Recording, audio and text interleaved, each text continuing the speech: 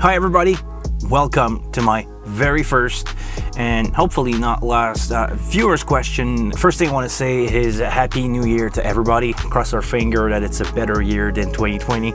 I don't see how worse it could be, but first I need to explain something. All the questions that you're going to see here are from video that I deleted. Let me explain that. I deleted my YouTube channel. I deleted all the video that I have. I get rid of all the subscriber, not because I wanted to, it's because I'm stupid. I tried to merge my old channel. Maybe if you look down, you'll see some older video from like 2017 or 16. I tried to merge those video over to my actual channel, actually the one that you're watching now. I just like erase everything. I just import my 3 or 4 old video and my 46 subs that I had there, and they overwrite. I don't know what the right term is here, but I just destroy my whole YouTube channel. So all the questions that you're gonna see here are questions that I want to expand on, and they were from the video that don't exist anymore. But Acid Jack 303, can you please do one where you show how to set up DCA and Sub Group? That will be really awesome. And sorry I forget, Happy New Year from Germany. Actually, Happy New Year from Canada. Yeah, I will redo, because I actually did a video on that. I will redo a video about DCA and Sub Group and explaining the difference on that really soon. Please subscribe to the channel and you will see it coming probably, yeah, really soon, in a week or two. Next one is from Carl's Opinion. Hey, good morning. On the wing, is there a way to adjust the slope of the low cut and high cut filter on the individual channel and or the matrix / or the main? I have the ability on my DBX 360 in creating crossover point. It would be nice to control all from the wing instead. Thanks, Carl. So far, no, there is no crossover or adjustment for slope in the EQ, in the low cut and the high cut. If you want to create a crossover, you could probably get away with the EQ there, but you have fixed slope for everything. Maybe talking about it here, maybe asking people over at Behringer, they can include those EQ point, because basically they are just EQ point, nothing fancy here. So yeah, maybe if we ask out really loud together, if people comment in the comment section that they want to have that in their console to don't bring any crossover to the gig and feed everything from the wing, yes, I believe it's doable. You can expect that as a feature in the future. They need the right amp to get the best and a balanced cable. Had them for years until I got the full potential out of them. I used the FIO M11 with them and they were still not performing until I amped the FFO with the X-Can. Now they have Humph. What is the FFIO M11? I need to Google that, hold on. Oh, that's an MP3 player. It's one of those audiophile. No, don't even start me on that you can still hear 30K harmonics and you feel it and it's more transparent. Dude, seriously, don't waste your money on $1,000 headphone if you're gonna listen to recorded music. And I'm probably guess you're listening to remaster from stuff from tape where they have no high frequencies at all, or even from stuff from vinyl. That was bad recording quality. And even if you got really good hi-fi quality audio, you're not gonna get half of the dynamic that what those in here can give you. This is ridiculous to me. Especially when you say, what, balance cable? You can't have a balance cable in a speaker. Moving on to the next one. On my original video from DCA and Groups, I had a really long question from Chris. I will break it down in parts because that will be too long as a single one. So here we go. I have run sound for church worship teams over 20 years now. I love it and I feel that I'm good at what I do, but there is always room for improvement and learn more. I've used analog Mackeys and one of the first digital PreSonus board. We are currently using an X32 with plan to upgrade to the wing. Now we have the board set up with subgroup for everything: drum, bass, instrument, vocal, talking mic, aux. We also have DCA set for the same groups of channels. Everything is set and work well, except that I've been running all the channel gains a bit too hot, not clipping the input, but causing a higher than necessary risk of clipping on subgroup. By having the DCA set up as we do, the DCAs essentially act as a gain control for the subgroup. Essentially, this seems like an elegant, easy solution to a problem we should have avoided from the start. You should just bring everything down like maybe 2.5 dB, which is one step in your stage box. Just bring every input down, and you will pretty much have the same mix. Could you explain whether there's a difference between DCA split and pop group? The concept, as I've heard explained so far, sounds pretty much the same to me. If there's a difference, please explain. I don't remember DCA split being on the X32, so I'm gonna guess here we're talking about the Midas series, the Pro series. The difference between the DCA split and the pop group is on the DCA, you will have a fader that will bring up or down everything that you have assigned on that DCA, where a pop group will only show you those fader on the physical interface with one button. It's like if you were to say, oh, can you bring these fader on the console right there? The VCA will have also a fader to control them. Do you have any understanding that you could share, or could you direct me to someone else explanation regarding the internal math behind fader and signal level? Suppose, for a simple example, that I am bypassing all the effect in the channel processing and I have one input signal at, let's say, 5 dB before it hits the channel fader. The channel fader is set to 8. The channel output is then sent to subgroup 1, which has a fader level of -2. Would the resultant signal simply be 5 plus 8 minus 2 equal 11? Or it's more complicated than that? You mixed up a lot of things here. Let me try to explain that to you the easy way. A fader is not adding or removing volume if it's at 0 dB. If it's there, whatever you send into the channel strip will go straight to your group or output. With the fader, what you're doing is adding volume or removing volume from the initial channel strip. This is where setting the gain is important. We're gonna talk about minus dB here. If you are hitting an input with a signal that will be a steady minus 18 dB, with the fader you have the option to raise 10 dB or drop it down until you reach minus infinite decibel. It's not 1 plus 1 equal 2. Or maybe I can do a video about that. Let's move on to the third part of your question. Do you know any workaround on the X32 or Wing to be able to take advantage of the DCA spill while mixing using subgroup faders? I could mix with the DCA that are feeding the subgroup, but that risks two things.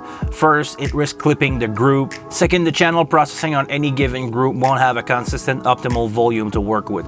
Actually, if you're doing that, you will affect the dynamic that you have on your group. If you are running a drum group, as my regular example, a drum group, and you apply compression on it, the fact that you are playing with the DCA before the group will bring up or down the fader, will affect the threshold. It would basically like if you were playing with the threshold of that compressor. What you could do if you want to have DCA and not playing around with your stuff, you could put your group into DCAs. So you have your faders that send to group, and from there you leave the group where they are and you play around with DCA. If I understand your question correctly with the DCA spill, it's not really made to be that way. So maybe you can explain me your thought process a little more behind that. I would be curious to know why and maybe direct you in a better way. Most of the time people just decide between mixing with group or DCA. I need to understand a little more your idea behind that way of working. Let me know. Suppose I have 5 channels assigned to a DCA and that all 5 are different level. Now suppose I pull the DCA fader down to 0. If the DCA channel maintained the relative volume ratio of those 5 channels, then the quietest channel will disappear from the mix first as the DCA turns gradually all the way down, then the second quietest, and so on. I think maybe that model is wrong. Perhaps what's happened is that the DCA level is reduced to 0, the individual volume are all reduced, but all at different rates so that all the channel reach 0 at the same time. Do you happen to have any insight on this? By the way, I do understand that minus 60 dB or whatever isn't actually zero, but I'm calling it zero anyway. The bottom of a fader is called minus infinite. It's not minus 60. I'll give you an example here with 5 fader. If you have 5 fader at different level, let's say the first one is at 0 dB, the other one is minus 3 dB, the other one is at minus 12 on the fader, and the other one is even lower. If you are dropping a DCA by 3 dB, you did not bring all the fader down by that much. You just bring every fader down by 3 dB. So if you're looking at your fader and the first fader were at 0, you bring that one to 3. If the second one was at minus 3, you bring it to minus 6. If the third one was at minus 12 that I said, that one will be to minus 15. When you bring the DCA down, you are correct when you say that it will bring all the fader down to 0. Thanks for writing in, Chris. I appreciate those. Really long question, and actually you make me realize that not everybody know how a fader work and how a log curve is working. So definitely we'll have a video on that. Subscribe to the channel. You will see that coming really soon. A question here from Pancho Park. Do you normally use compressor on most channel of your mix? Sometimes I use a compressor just to keep my level pretty much the same. Sometimes it's to avoid peak, sometimes it's for the tone. It's a really per input scenario here.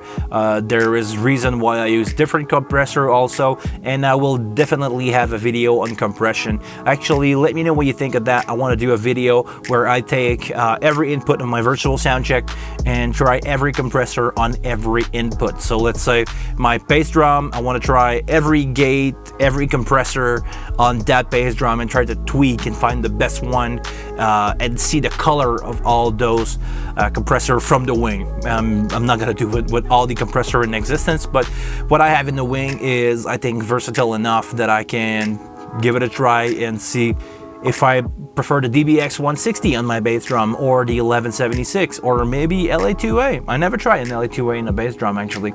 So yes, to answer your question, yes, compression on pretty much everything, but for different reason. Question here from Riley's Kang. I probably just butchered that a lot. That was taken from my how to record with the Behringer XR and X32 M32 into Reaper. So I'm trying to record one track at a time. For example, a bass on track 3. The bass is going into the XR18, then to Reaper over USB. The 16 tracks are mapped from 1 to 16 on both the MR18 and Reaper. I record the bass on track 3. I hear the bass coming from my studio monitor that are getting the audio from the main. I hear the bass through the main and the XR18 to the studio monitor in direct monitoring. I recorded it, all worked perfectly. In order to play back and hear the recorded bass, the master out of Reaper are sent to the aux 17 and 18 on the XR18, which goes to the main in my studio monitor, the same setup as in my video. I press play in Reaper, turn up the aux 17 and 18, and I hear that recorded bass track from track 3 on the main of the XR18 to my studio monitor. It worked perfectly. Now I want to record guitar on track 4. I arm track 4, get my level, all is good. I need to hear the previously recorded bass on track 3 in order to play in key and on time. I also need to hear the guitar as long as it's been recorded to stay in key and on time. I hear the guitar because I'm going through the XR18 to the main into the studio monitor, direct monitoring. In order to record bass on track 3 of Reaper, I must turn up the aux in 17 and 18 on the XR18, which in turn goes to the main and my studio monitor. The problem is the guitar, while recording, will also be routed to aux 17 and 18 on the XR18, then to the main and the studio monitor. This made the guitar sound double routed to the main, and it's twice as loud with noise. I tried to explain the issue as clearly as possible. I know the XR18 can be used as a recording interface, but it's not set up as one and need to be configured. The manual is no help on this. Does anyone out there use the XR18 with Reaper to record track at the same time while using studio monitor for reference? If so, how do I set it up? Actually, here, what I think you're doing wrong is you are monitoring into Reaper. There's a speaker icon in Reaper that will allow direct monitoring and will feed back the input signal to 17 and 18. What you need to do is just basically turn off that monitoring from Reaper. You can monitor from the XR18 itself into your speaker, and you need to have only what is already recorded coming from 17 and 18, your aux input. So I would try that. I think this is your issue. You are hearing double your guitar because you're hearing it direct from the XLR into the main, and also what goes in the computer is monitoring and label in there and then send back to 17 and 18. If you just turn off the monitoring into Reaper, you will probably be fine. Give that a try. If you have any question about any sound gear that I own or I ever own, please just leave your question down below. It will be a pleasure for me to answer them for you. If you like or dislike that video, please give it a thumbs up or down. If you are not subscribed to the channel yet, please subscribe to the channel. Take care of yourself, guys. I see you later.